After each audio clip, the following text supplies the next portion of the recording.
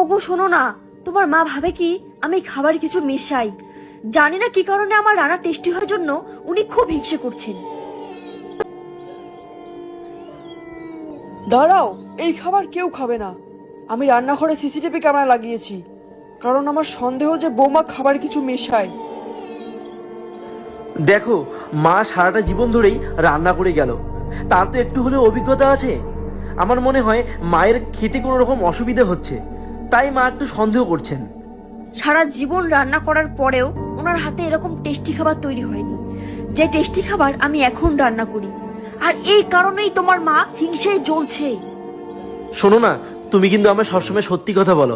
আচ্ছা, আমাকে একটা সত্যি করে কথা বলো তো, তুমি খাবারে খারাপ কিছু মেশাচ্ছ না তো? আরে তুমি এটা কি করেছো? বৌমাকে না জানিয়ে তুমি রান্না করে সিসিটিভি ক্যামেরা লাগিয়েছো। বৌমা এসব কথা শুনলে কি ভাববে? তুমি বৌমাকে চোর বানিয়ে দিলে। তোমার কসম করে বলছি, আমি খাবারে কোনো কিছু মেশাই না।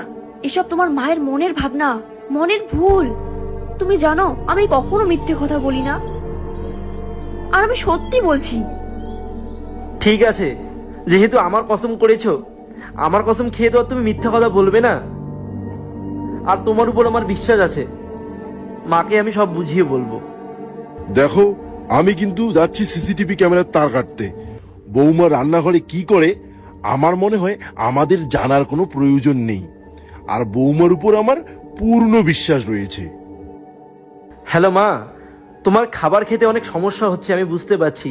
আচ্ছা শোনো না, তুমি সিসিটিভি ক্যামেরায় কিছু দেখলে? রেকর্ডিংয়ে কি কিছু ধরা পড়েছে? ও কি খাবারে কিছু খারাপ মেশাচ্ছে নাকি না? বাবু, তোর বাবা সিসিটিভি ক্যামেরা তার কেটে দিয়েছে, আর যত রেকর্ডিং ভিডিও ছিল সব ডিলিট করে দিয়েছে। মা, অনেক হয়েছে, এসব নিয়ে আর বাড়াবাড়ি করার দরকার নেই। এই বিষয়টি এখানেই শেষ করা উচিত।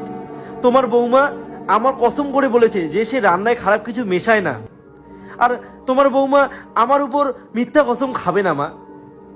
ঠিক আছে বাবু, আমি এক্ষুনি যাই আর বৌমার কাছে ক্ষমা চেয়ে নিই।